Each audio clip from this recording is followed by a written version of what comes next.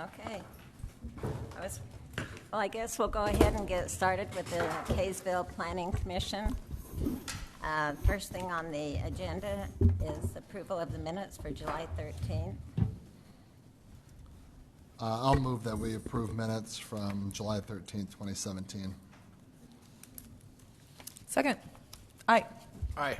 Aye. Aye. Aye. Okay. Next is a conditional use permit for a major home occupation preschool at 1007 East Manchester Road for Tara Zog. Apologize, scrambling to get ready here. So, Madam Chair and Council, the item here before us, as announced, is for a preschool at the address that you can see in your packet or on the screen here in front of us.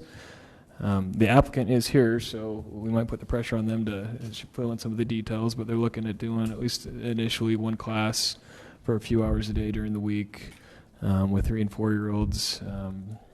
I think as we discussed, it may be up to 8 students, but generally we'll let our preschools go even a little bit higher. So based on the discussion I've had with them and kind of review of the area and how the drop-off and things might work, there's nothing at least that stands out as a problem that's separate from other areas.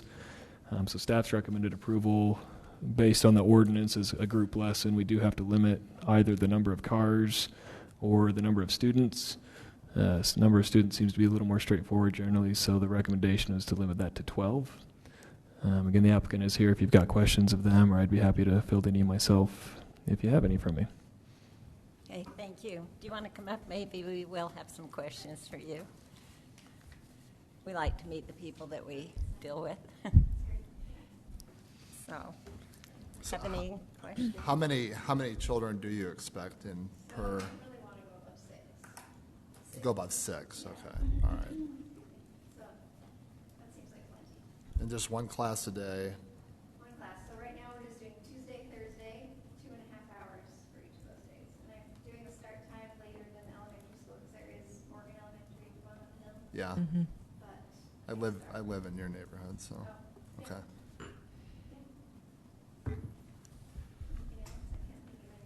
So like from 10 to 12 or something, or times? Yeah, 9:15. Oh, 9:15. 11:45.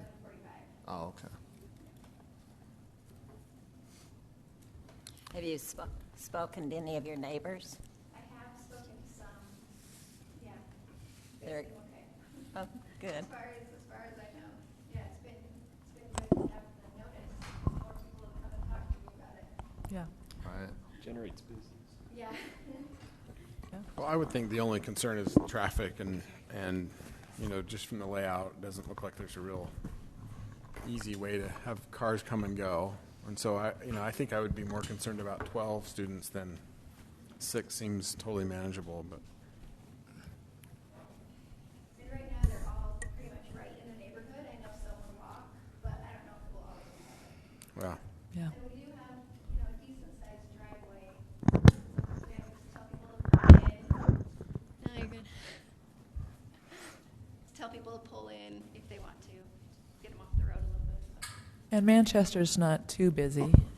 Only really around when school begins. Uh-huh. And is this year round, or is this does this mirror school year too? Yeah, school year. Okay.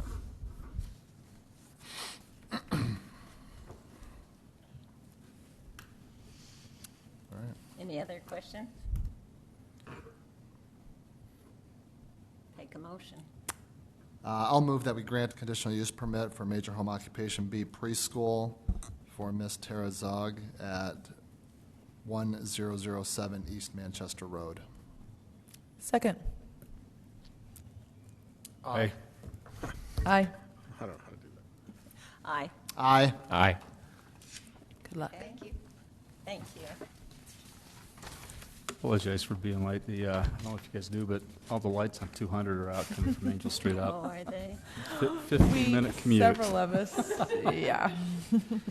Good. Okay, we have another conditional use permit for farm animals at 601 East, 250 North for Timothy Thomas. Okay, so the property off 250 North, excuse me, right on the intersection there with 6th East is just over, let me grab my notes here. juggling multiple duties here this evening. It's just over a quarter acre in size, about 12,000 square feet, and as stated in the staff report there, based on that size, allows up to 7 farm animals, fowls, chickens, and some more variety. So based on that, my findings on the site, it's a completely fenced-in rear yard. They don't have the coop in sight yet, but the intention was to place it towards the northeast corner of the property.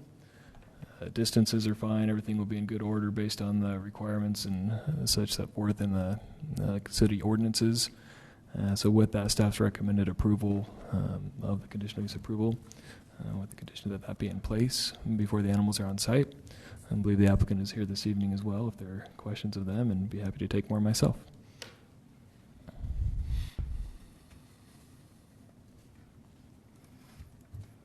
I don't have Don't any have any. questions.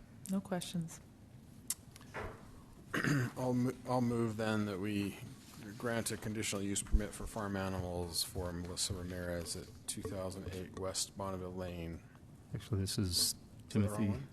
Thomas. Timothy Thomas, sorry. I'm trying to use my little phone here. Okay. Let's start that again. I'll move we grant a conditional use permit for farm animals for Timothy Thomas at 601 East, 250 North. I'll second. I'll do aye. Aye. Aye. Aye. Aye.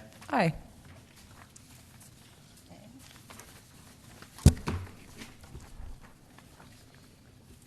Okay, a conditional use permit for farm animals at 2008 West Bonneville Lane for Melissa Ramirez.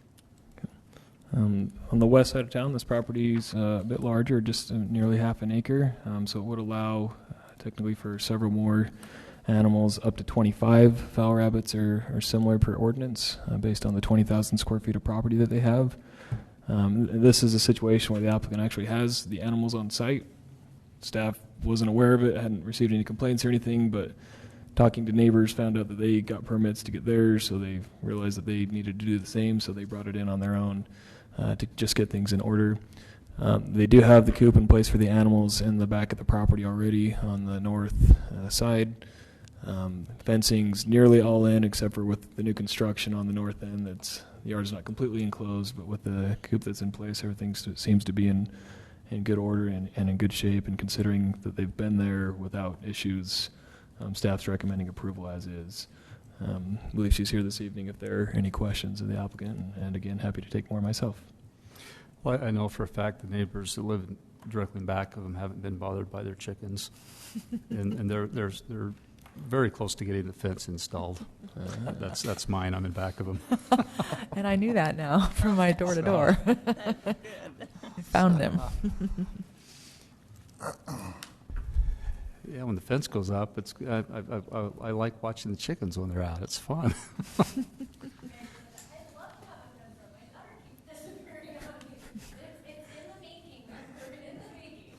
The making, yeah. Yeah. So I have no issues with it. And I'll actually make a motion that we approve additional conditional use permit for farm animals at 2008 West Bonneville Lane for Melissa Ramirez. Second. Aye. Aye. Aye. Aye. Aye. Aye. The conditional uses are finished. We're up for discussion.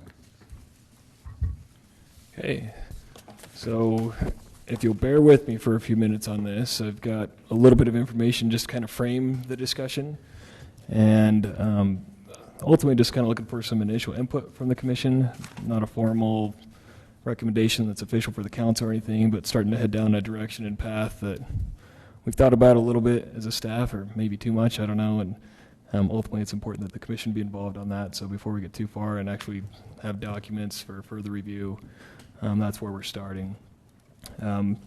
Forgive some of the details of mundane Planning Commission 101 of this, but hopefully it's at least a decent reminder to showing that state requires that we have a planning commission, and one of your duties, apart from chickens and home businesses and among other things, is actually being involved and recommending processes that we deal with as a city regarding our land use.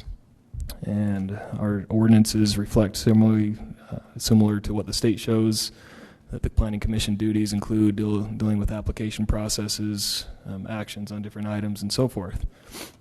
So it's a pretty rare thing that we do with this, but it's come up recently due to specifically concerns with noticing. We've had some applications where the councils wanted to make sure that there's sufficient public notice and input and involvement in order to make appropriate informed decisions on the council end.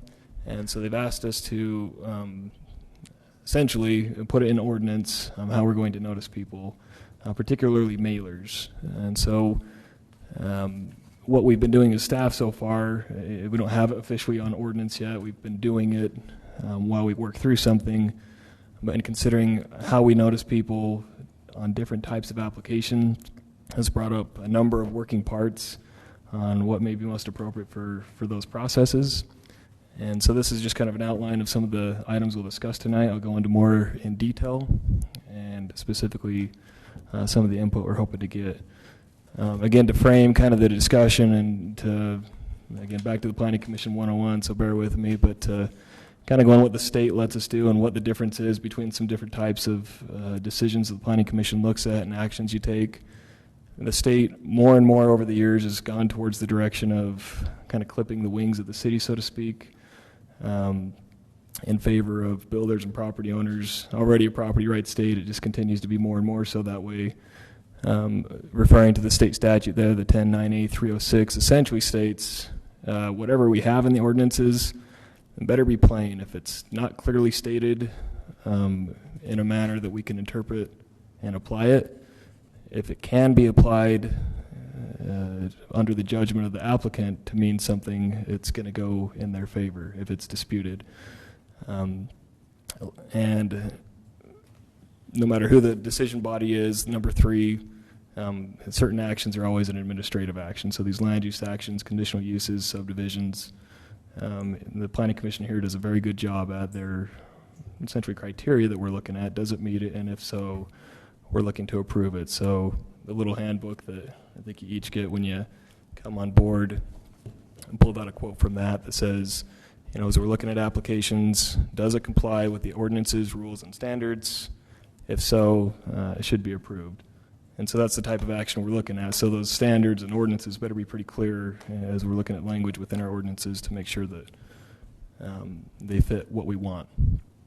And so the most common use that we deal with, at least from my end and internally, are these permitted uses, just routine applications.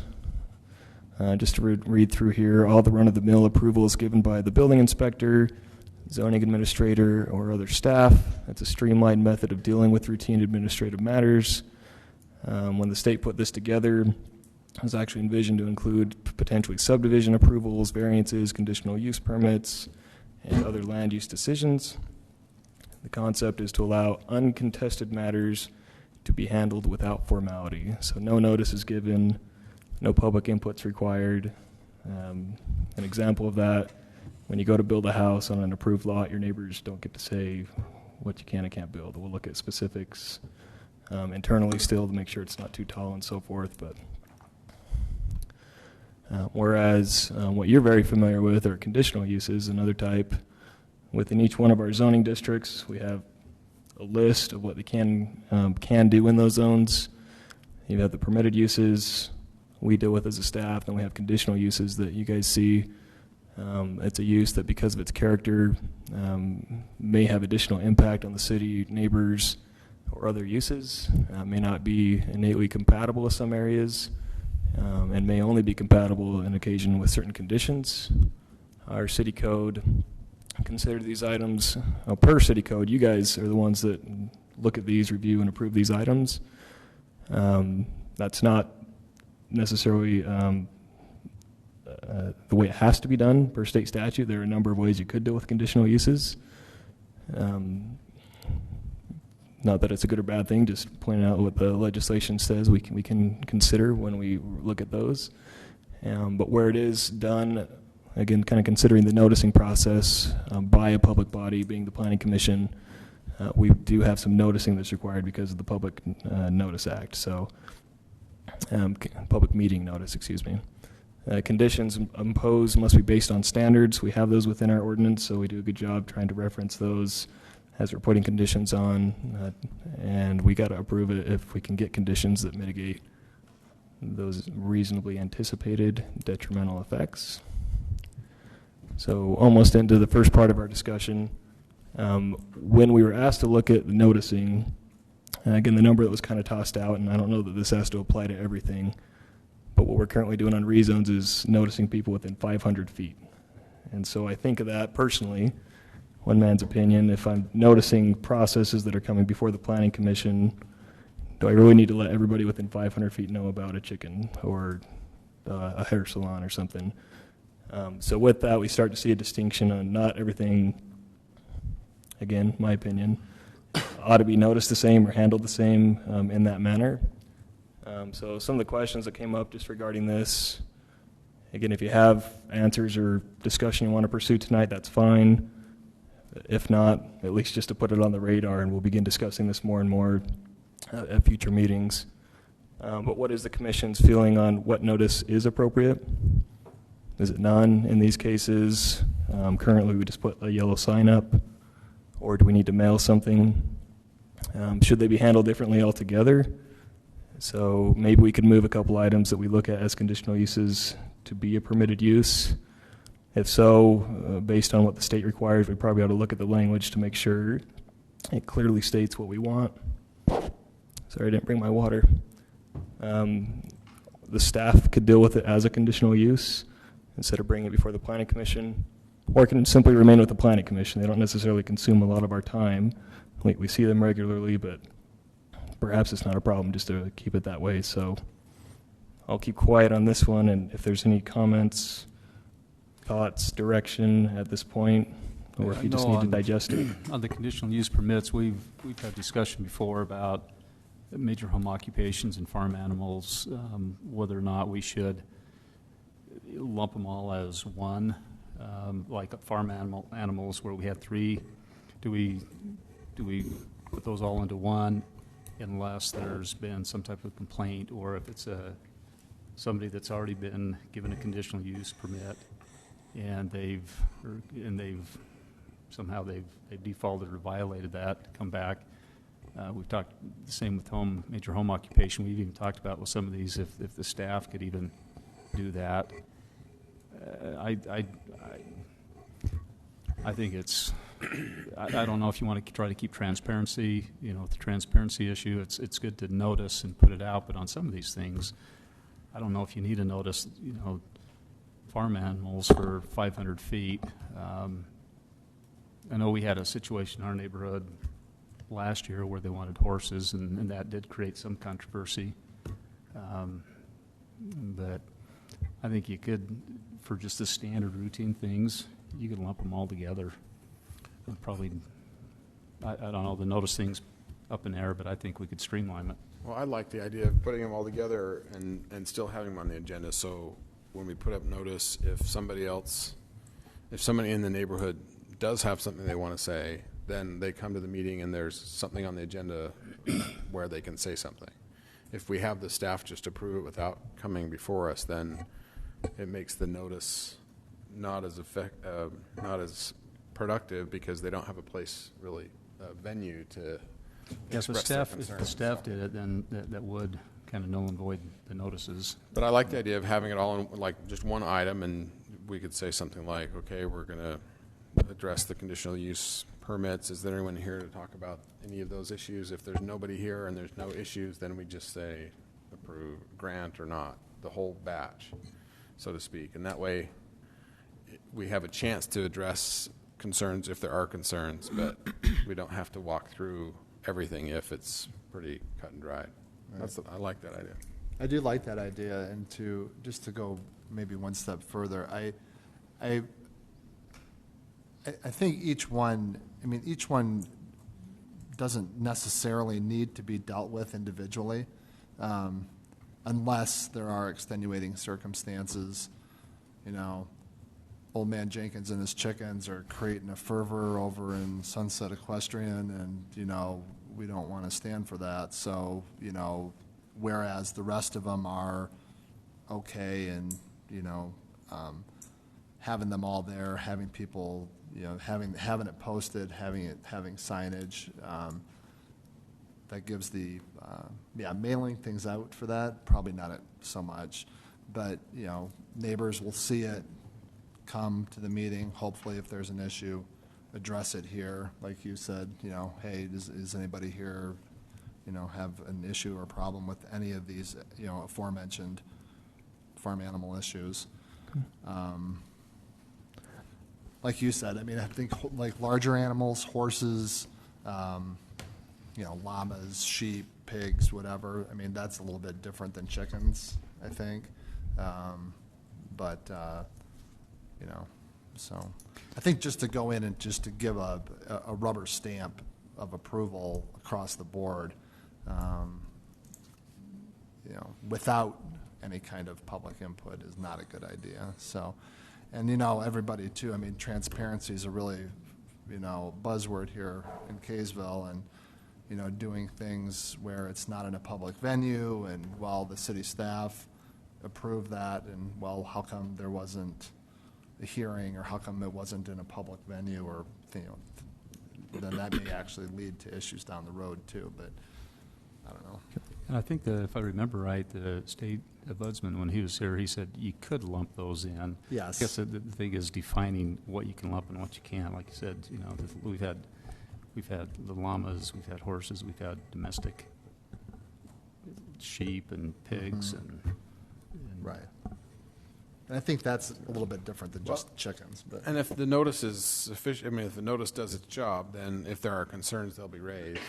Yeah. Right. And we could look at it in our material and look through it and say, hey, I have a concern, that then it pulls it out of the pile of things to be approved. So I think that makes sense. The one question I would have is if we're putting the yellow notice out front, and it's like a chicken where the backyard may be in play, do the back neighbors, to the Not back currently. neighbors? Yeah, they don't get any mailed notice, and they may never drive by that sign. So Yeah. that's a good observation.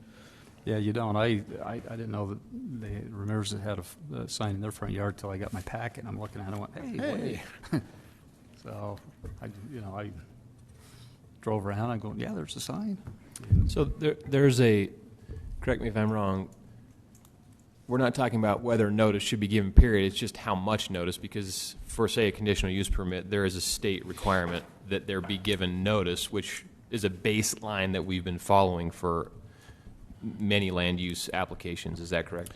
Conditional use does not require public notice. Okay. We do it, but it's not mandatory per the state. And there are different ways to do it. We could still do public notice and hold a separate meeting that staff oversees. And so you could do meetings outside of just the planning commission.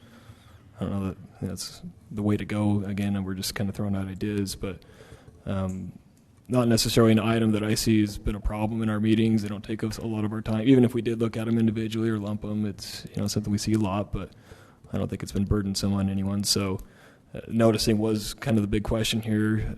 One thing we haven't talked about that I didn't really describe great was others. So perhaps putting up the sign, still bringing them here, sounds like the overall consensus that we kind of keep it under that.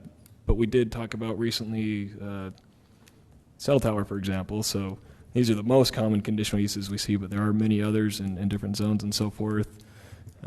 What type of noticing should something like that see? So I felt the farm animals probably didn't need something within 500 feet mailed to everybody.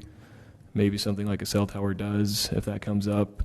500 feet, just maybe as reference. On the rezones we've been doing, it's about 90 people that get those.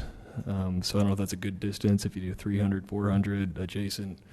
And any input you might have on that is what you think feels appropriate.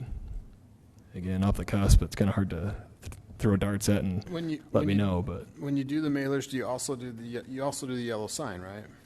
Correct. So anytime the mailers, then we also do the other measures. Yeah, I like the idea of having the yellow notice for the conditional uses, and like the farm animals and the home occupation. That gives a chance for people in the neighborhood that would be affected to see and inquire and respond if need to. I have a I question. think there would be more asking. I wonder if the city knows that they're going to open a daycare or a beauty salon. And this just gives it some credence of acceptability and to know that they have come down and talked.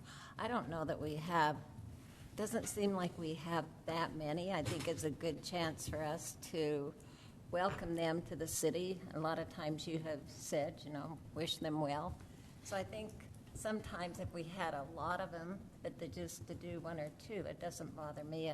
Unless we require the applicant to be here, then it's a lot of, you know, when they sometimes don't even come up and we just automatically pass it. I also like to be able to hear about the businesses, and it just seems like it's a nice token of appreciation and support for the people who are doing businesses. I like to have them be individually recognized. Chickens, though. Chickens, I don't know that I really feel like I have to, if it's just somebody wanting chickens, could that just be handled by the staff saying, you're good?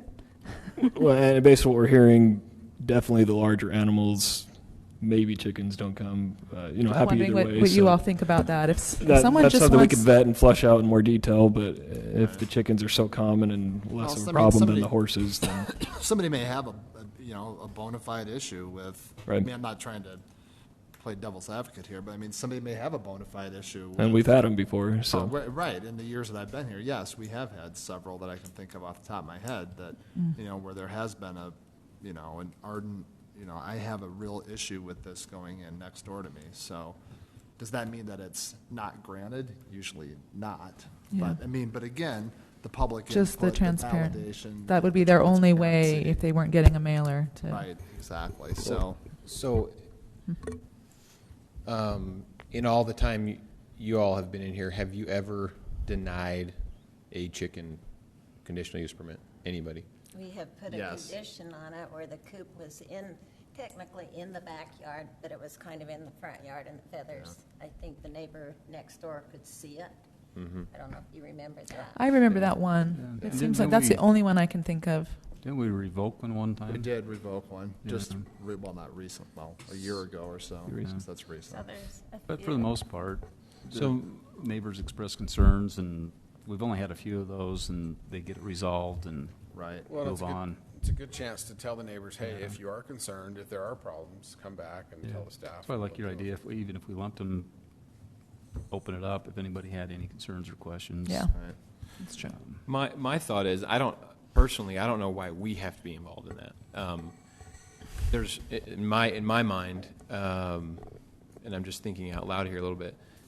I don't know why that can't be handled at the staff level, because in many cases, perhaps most, when people have concerns, the staff is passing the concerns on to us, or the people show up here. And so if it's let's say hypothetically, let's say the chickens are handled at the staff level, they still give notice. Hypothetically, they would still give notice, put up a sign or whatever we wanted them to do. Then there would be, let's say, a period, a comment period, or a week or two or whatever. Any citizens that saw the notice, instead of having to come here, they could just contact staff. Staff would understand the concerns. If there's someone who's really concerned, staff would likely hear from them. And then in the vast majority of the cases, that would never happen. And so in the exceptions where it does happen, staff could handle them, in my mind, just as readily and as easily as we could, especially because they're so few and far between. I mean, Betty, have you been here the longest? I think I have 8 years. So, okay, so let's say in 8 years there's been, on one hand, like chicken applications that had, quote, issues. Is that accurate? Yeah, once we got rid of the roosters, Roosters. it's been so minimal, and every one of them has to comply with Chapter 17-4 or 24, and so it's a really simple process on the conditional use for farm animals. You comply, and That's why I think don't, you I don't lean get it. towards keeping the chicken or giving the chickens to the staff. It just I see that there is some value in the bigger ones that are few that are much less common with horses or goats or whatever it is. Those may have a greater likelihood of detrimental impacts and a greater likelihood of concerns from neighbors. But chickens seem to be so common that handling on a staff level seems to make a whole lot more sense in my mind. But we'll put something together, maybe reflective of that. Mostly status quo. Maybe we still notice the chickens and let people give a chance to speak. And probably of note, if there are issues with any decisions the staff makes, those come to the Planning Commission as going to be the appeal authority on that. So if there are problems that we're not handling with directly that are creating problems, you would eventually see that in many cases if we can't deal with it.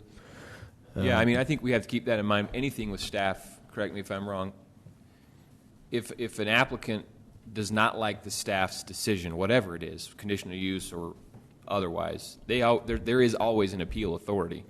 Correct. Always an appeal authority, and everything related to Title 17 comes to you first. Yeah. So in those rare exceptions when staff did someone wrong, in their opinion, they would still have the forum that we would be giving anyway. And it sounds like the major home occupations, as they're going, that's been a good thing. We like how that's I gone like what so we far. did for So that. For major home occupations? Yes. Yeah, me too. just the notice as is, Yes. keep them here. The others, again, you don't have to have a metric in place, but do you think there are things that are worth mailing that are conditional uses?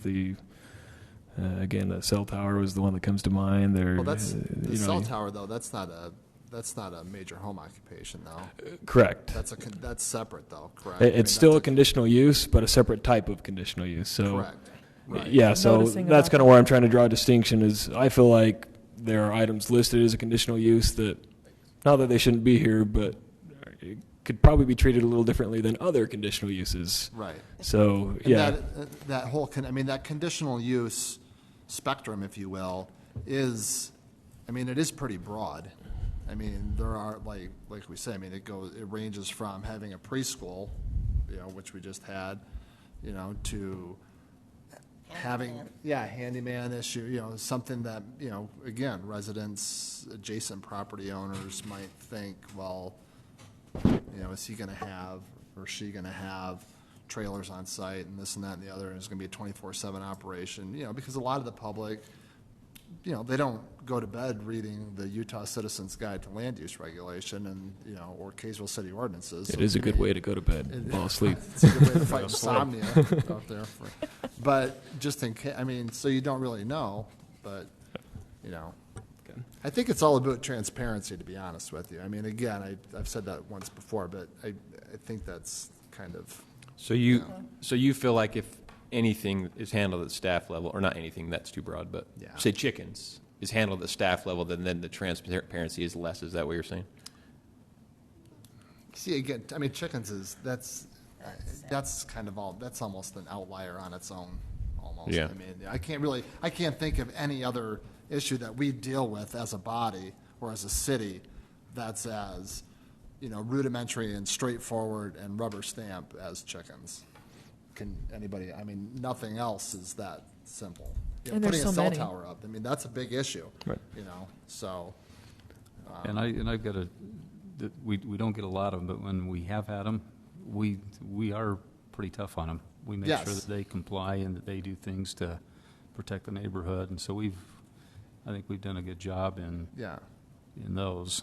And that's that's valuable. So. Well, and I think some of the home occupations, we've asked questions, whether they, whether they're licensed with the state, whether they really needed to. I think it kind of made them stop and think, oh, maybe I really need to mind. I think it just adds that level of that they would be more apt to do what they should do. Right. Yeah. Okay. We good to move to the We next. clear? You got So it? that's enough. Again, we may not have the exact answers tonight, but this is Yeah. perfect. I appreciate the conversation, and this will help craft something that we'll actually bring in writing before you, so you can really, have time to vet it through and think about it, and we'll come to a decision that we can recommend to the council. I don't have with me that grid that I've mentioned before, but I know right where it is at my house. So maybe I'll just share that with you, and it just gives you another city's grid of noticing to look at, and you could decipher do it all kinds of and ideas ask with that. us more about it if you want. And part of the consideration on, doesn't really affect me personally, but on my end that we see, so the more noticing we do, theoretically, the more costly it is on an Right. application. So yeah, it'd probably be nice to have everyone in town send a mailer to the entire town to know about everything, but you think of the time and costs that come in with that. So there are definitely things that, people better pay to go through the right process and do it, and other things where, it's, you probably don't need to spend $1,000 to start their preschool or something. So where the medium is, that's where you get to decide, and ultimately the council, but just kind of a consideration. So just moving on to the second type of process that you regularly see is subdivision. Again, just as a reminder, back to the 101, what is a subdivision? Well, according to the state, a subdivision does not include changes involving 2 or more parcels of agricultural land. Boundary adjustments are not considered subdivisions, nor lot consolidations, as long as the resulting parcel is legal. I'll get into that a little more on our processes. A local government entity can provide for approval of subdivisions by staff, or can require any lot split resulting in a buildable lot to go through a full formal procedure, including sketch plan, preliminary plat, and final plat approval. A public hearing is required when considering a subdivision, and it's an administrative application, so if it complies with ordinances, it must be approved. So currently, Kaysville City has essentially one process to deal with boundary lines and the creation of lots. Lot line adjustments, we see them here regularly. I think we've heard from both the commission and council. Why are we seeing these? They tend to be kind of boilerplate. A neighbor buys 5 feet from his neighbor. We do the full subdivision plat because that's the process we have, which makes it legal. There are other ways to handle those. A lot consolidation, again, we're not creating new lots, we're actually eliminating building lots, making one lot larger by combining 2 or more lots. Again, similar deal, the state does provide for other means of dealing with them rather than a subdivision plat. And then you have the standard subdivisions that we see regularly, who are creating new lots, may or may not include new streets and other things as part of that. So into the questions, does the Planning Commission care to see the lot line adjustments or lot consolidations? Nope. No. Not a lot that's subjective in the review on that one. If it meets it, you're approving it. That may just avoid the next question altogether. If so, is there a better way to handle it? But if it's not your desire to continue to see those ones specifically, you'll see the process. We'll write something up, and that would be something that you'll have input on to recommend to the council. Ultimately, what it comes down to is a survey, looks like a plat is created. We put in a notice of approval that's filed with that with the city council, or excuse me, with the county recorder. And instead of having a formal approval from a public body, we've still looked at it to make sure we're not creating illegal setbacks or lots that are too small or other problems. And you'll see that process. We'll fine tune it and get in the weeds there.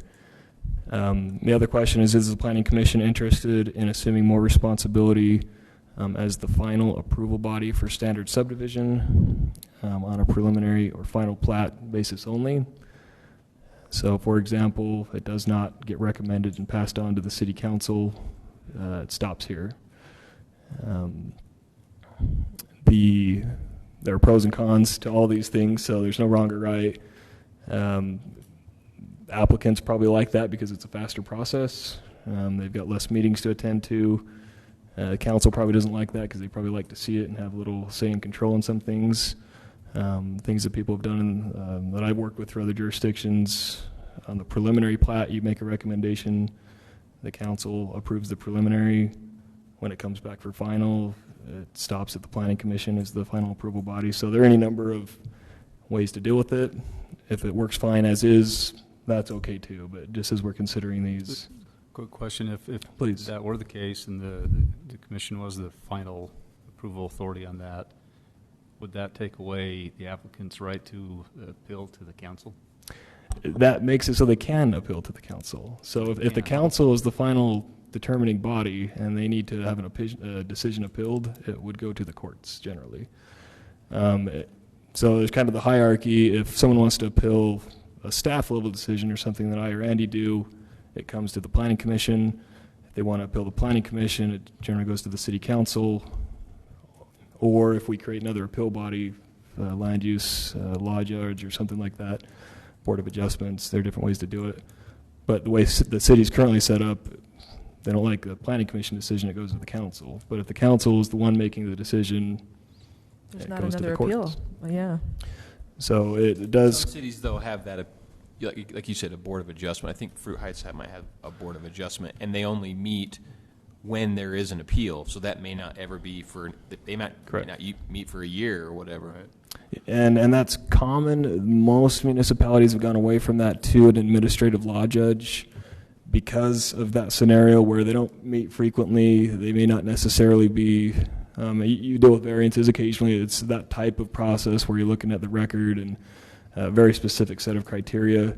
And so it becomes difficult for a board who meets very rarely to kind of handle them. An administrative law judge is generally an attorney or a judge by trade. We've got two. We can nominate administrative law and judge then they from do our- look at our it in that commissioner. legal format, just as if it were a court proceeding on how to deal with those appeals. And so they've got the background. And some of the advantages of those is if they go even beyond that, because sometimes they do, people aren't happy with the appellate authority, and then they do go to court anyway. The record and everything tends to be very clean. Dealt with that at Salt Lake County, and that change, it was probably a good thing. A little different from what we're considering, but that is one of the reasons maybe to look at. Is there a reason to give you guys a little more authority and stop there? Do you even want it? Is the council willing to give it? Is it necessary? Don't know the answer. Just questions that we're kind of posing. I mean, I think I need a little more time, to be honest with you, to actually chew on that one. I mean, that's... Goes Go deep. ahead, Stroh. No, that's all I was... I mean, just a little more time to think about It might help the council at this point where they just have less things on their agenda since their meetings that last for a while. If then only the ones that needed the appeal to them as the body would be on that agenda.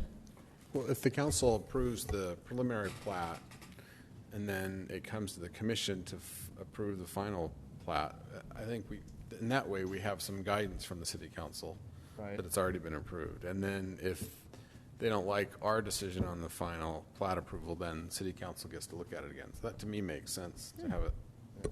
A lot of times, there is no deviation from preliminary plat to final plat. Or very little, if very anything. little. Right. And little minor lot line adjustments, or little, One less lot or one something less like lot that. or something or whatever. And it's usually for the better. It's not like we just shoehorn 3 more in here or something. Right. So yeah, I kind of like Matt's idea of. Okay. Well, I mean, that's something we'll consider, and that's... we can. Yeah, well, we'll flesh it out. And like I said, they're probably a lot to think about. So yeah, I appreciate anything you're willing to share. And that's not specifically coming from the council or anything, just ideas as we're looking at these. How do we deal with them? I think personally that the elected body should be making final decisions on that. Whether we are just rubber stamping the final plat, that's I think a good idea. But I don't think the buck should stop at planning commission of an appointed volunteer body for final approval of subdivisions, in my opinion. Okay. Yeah, I agree with that.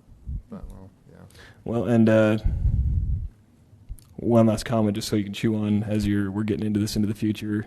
I don't know that that's always an issue. One of the good things in general is a planning commission, so I think this body does a very good job of it. And in general, commissions tend to be more in that administrative role of does it meet or doesn't it, and less subjective to the clamor that shows up at meetings, whereas councils are. And so when you look at these administrative types of actions, just as that caution, is there the chance that the clamor gets muddied up with a different body versus another because of their role and the way that they are put into office and so forth. So again, not that has to be the deciding factor, but please just consider these. We may have more questions. Email them back and forth if you think of any, and we'll have more information moving forward. Frankly, internally, even between Andy and I, we don't know what we want to do in all respects. So Or kind of just That chewing point, sorry, along? would be nice if, I think generally we probably do, but as long as the planning commission understands when we should and when we should not be Right. taking public clamor into account. Because there are some times when we really shouldn't, but we do because they're here. Yeah, and we've seen commissions do it for sure. Yeah. Right. Or you're swayed by public sentiment. And, Right. Yeah. But there, sometimes the public meeting is only with us, and then there's not a public meeting in the Well, council so meeting, there's right? always a public meeting, but a public hearing frequently is with Well, you. that's So what I little mean, term of the art. So hearing. yeah, the actual Sorry. formal, let's listen to them. Often our city council will listen anyway and get those comments. Not if not officially, the call to the public and the format of their meeting allows for that to happen. So they're aware, and it does create that second body for new insight, catching errors or things that ought to be corrected. So yeah, there are certainly pros to the system we've seen. To keep the ball rolling forward, I'll just hit up the last question. So kind of back to the original, where everything came from is noticing again. So currently when we do a subdivision, because the public hearing is required and the public meeting, put it on our website, we put it on the state's public notice website, and we post a physical notice, the sign on the property that's being subdivided. We do not do mailers on subdivisions. Is that something that should take place? And if so, how many people should know about it and so forth? I'll preface it with a PRUD type subdivision is going to be in a different realm because of the rezone. So these are standard. Right. Again, the administrative, you meet A, B, and C. Not the public input isn't important, but it's a little less relevant, I guess you could say, unless it points to facts that need to be dealt with and some of the technical issues. So, Yeah, see, that's a situation where I think public clamor could muddy the waters unnecessarily, Right. where we're just trying as objective as possible, does it meet or does it not meet, and then someone comes in here talking about traffic or whatever that they're concerned about, when in reality, it's a permitted subdivision, or very well could be a permitted subdivision that we shouldn't even be, that question was answered a long time ago when the area was zoned what it's zoned. correct. Well, last meeting comes into play comes to my mind when we were talking about a rezone of property, and public was bringing in, well, what about the traffic? Well, what about the streets? Well, what about this? Well, what about that? Right. Well, what about what's on there, which is just the rezone? That's what we're discussing right now. So we're trying to get off in the weeds with a lot of different things that are, I mean, quite frankly, they're irrelevant for, the agenda item that we're talking about here. So, again, I like it's muddying the waters essentially, but anyway.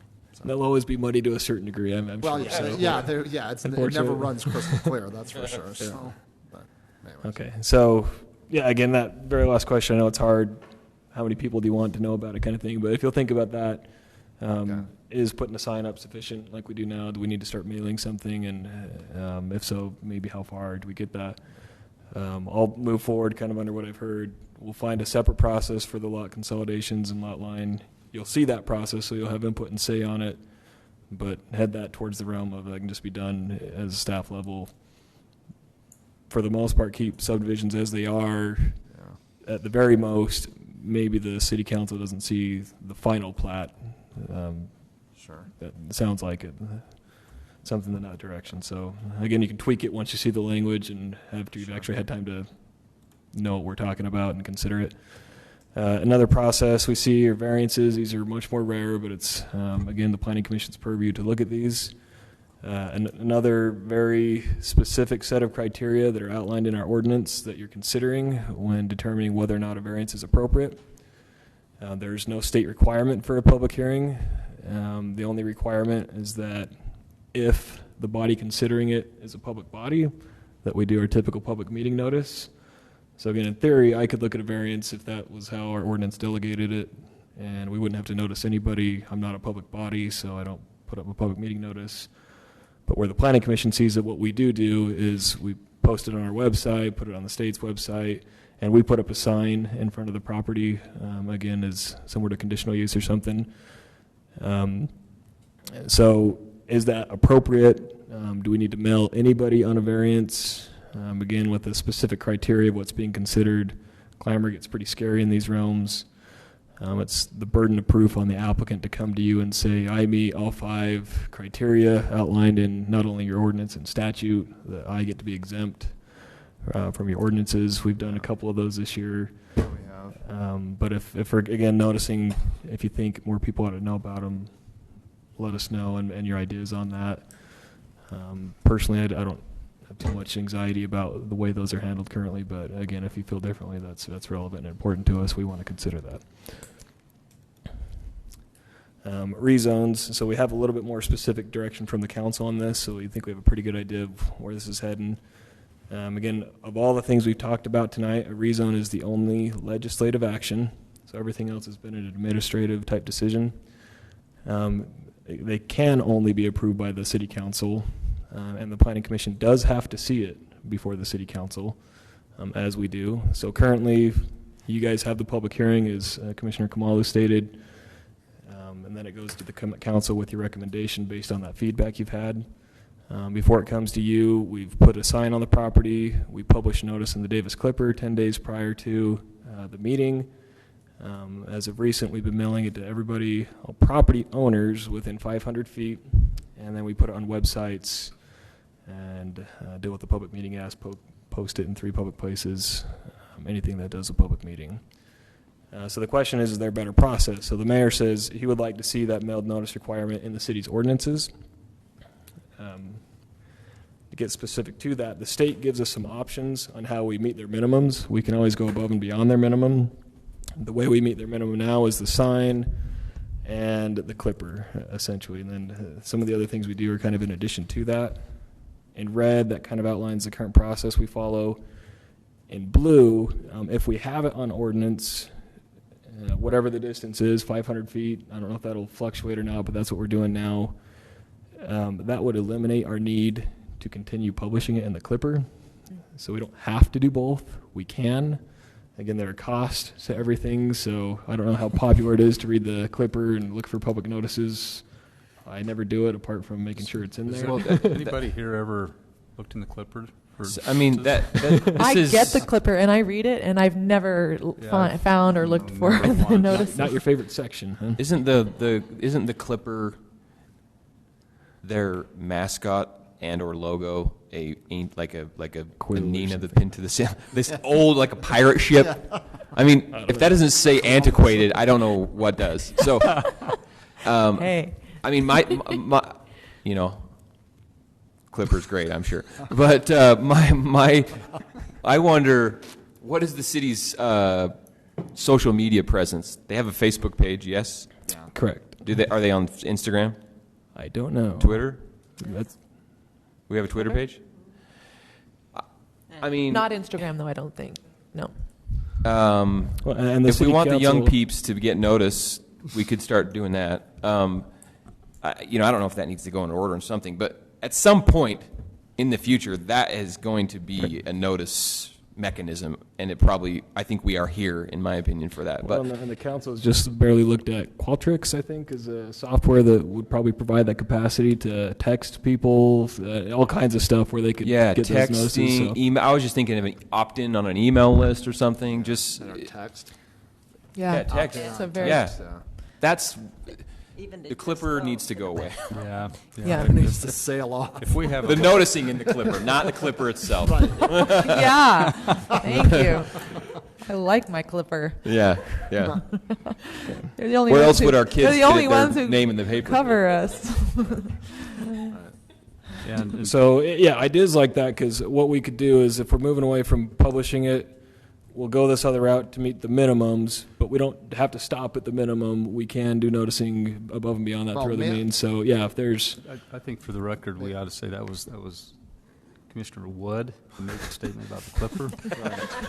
Yeah, how dare he? Right after he said it, he left fast. But I think that, I know recently, over the past 6 months or so, the mailing of notices has become quite a hot topic. So, we're not, did we mail out far enough? Is the radius far? Did enough people know? Things along those lines. So, mean, I think mailing something is good. I mean, I know if I were a property owner and there was going to be, you know, something coming into my neighborhood, which I don't foresee that ever happening where I live, but if there were, you know, getting something tangible, you know, like a mailed notice to my home, you know, so.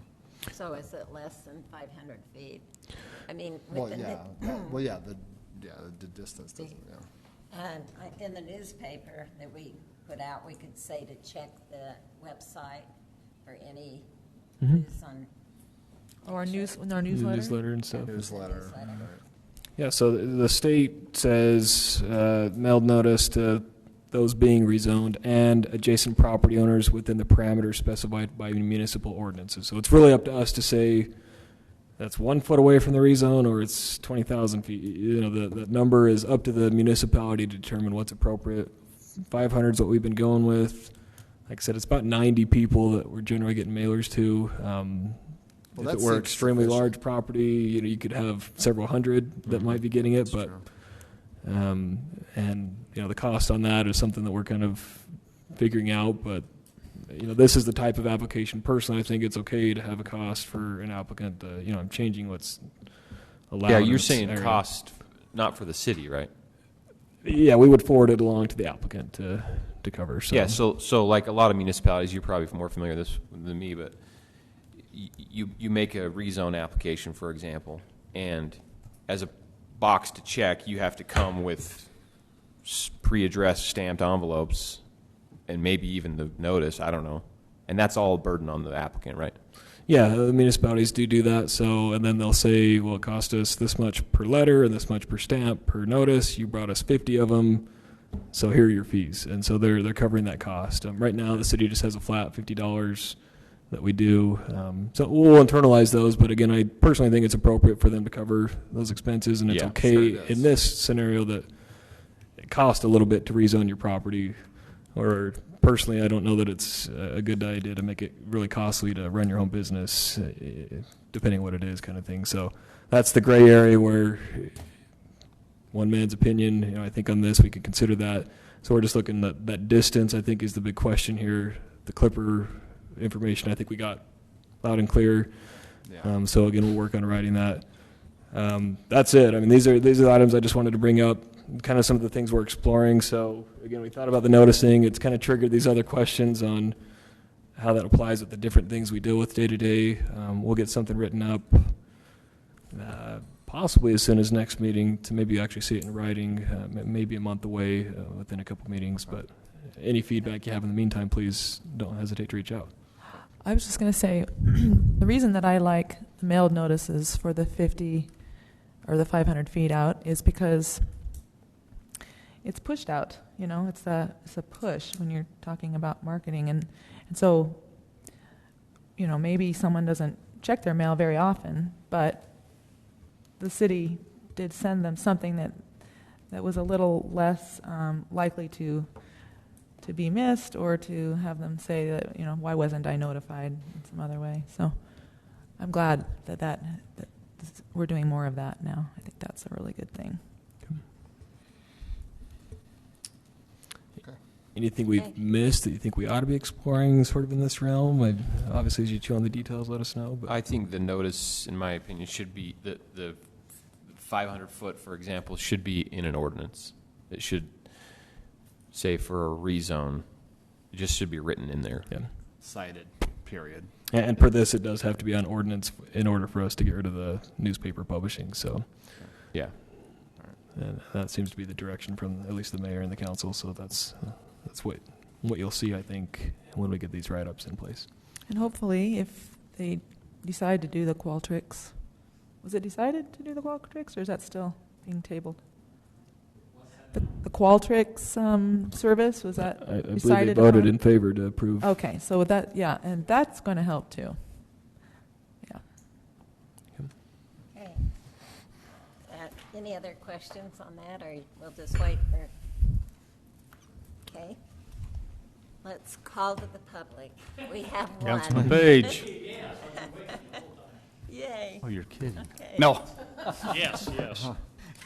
Hey, as a citizen, let me give you my opinion, all right? you know, there's, first of all, let the staff do the chickens. I mean, I personally feel that there's certain things that we do. You know, first of all, I'm glad we're having this debate. This is really important. But I think sometimes when we talk about, you know, zoning and those issues need to go before elected officials. But let me tell you, in my personal opinion, the disadvantage of some things. For example, on some of these non-zoning issues, in reality, the law is the law, and it needs to be passed. And there is a tremendous amount of pressure. Let me give you an example. Well, I won't give an example because we're being taped. But I can tell you that I know certain positions, for example, on the council. And it changed completely, and there is times that the council has actually approved things that are against the law. And it was because of public pressure. And that's a concern to me. And I look at your group, for example. I think in some ways, a non-elected official like yourself, who studies the law and studies the way it should be, can make a better decision in a lot of ways when you're not worried about re-election. Does that make sense? Mm-hmm. Definitely. And I think there's some truth to that. And I really like the idea of, see, one of the problems that we're in right now is the way our ordinances are written, and I think this is one of the reasons why we're coming up here today. We're really struggling because if there's an appeal by state law, whoever makes that decision can't be the appeal body as well. Right. See the problem we have? Mm-hmm. If the planning commission makes that decision, they can always appeal it to the council. Now we're within the state law. And so there's concern about that as well. But I think sometimes we review these. It's always good to be looking at these kind of things. I think that putting our notices in the newspaper is crazy. People don't read them. I really like, I like the idea of going into the 21st century. I mean, we can, with this new program, and I mean, we'll have to study it and everything, I think Lyle has a great tool to be able to go forward. For example, when we have a call to the public, and we want these people to be able to know what's going around. I mean, we can send emails and text messages to every single party around there, and they're going to get them. You know, on one of the issues that we just faced as a council, the very person that is affected the most on that whole rezoning issue, it was sent to her, and she never read it because she doesn't open her mail. And I think the same thing. People don't read the paper like they used to. I just think that this is a good time to be thinking about things and to make some direction. And another thing, I think that the Planning Commission can take on more responsibility. That's my opinion. I mean, I cannot tell people enough how efficient and good you guys, I mean, I've been impressed with how you guys study out the issues and think about it and move forward with it much more, I think, effectively than the council does. That's my opinion. I mean, that's my 2 bits, and I would like to see the council take on a lot of these issues. A lot of cities do. Commission. So, I mean, that's my opinion. Did you say something about a pay raise too, maybe? Or there's nothing in it? What about, no? If we don't get one, you don't get one. You know, We'll start putting out water bottles like we do for the Yeah. council. Oh, good. a lot of times we do have the opportunity to have discussion because we don't have a lot of public, so we can get it right, you know. I do like that I hadn't fully thought through, which is it is a positive thing, I think, generally speaking, that we are not beholden to constituents, and there can be the appeal body, just an appeal process in place, where in many cases it'll never get used, but the people who feel like we did them wrong or got the decision wrong, then they can go to the council. So That's actually not a bad idea, but Yeah, I like that. Yeah, It's makes what's sense. neat about volunteers in these type of positions, and even, community, civic committees and different things, is we're doing it because of the passion. We want to make a difference. But we're not. We aren't worried about constituents necessarily in re-elections. We're worried about trying to make the best decision, and we've got some pretty good guidelines to go by too, which really benefits and helps us. So, and we've explained that several times in our meetings when somebody hasn't agreed. Well, this is what we do. Right. This is what we're bound by. Yeah. And I appreciate having those guidelines too, because it really helps us to focus a lot of times. Sometimes we can kind of lose. I lost track a little bit our last meeting, but it gives us the guidelines, and it really does help keep us on. And we try to make it as fair and good as we can within the guidelines we have, and we try to make it as easy as we can for the council as well. And I don't think we've had too many decisions that the council has overturned.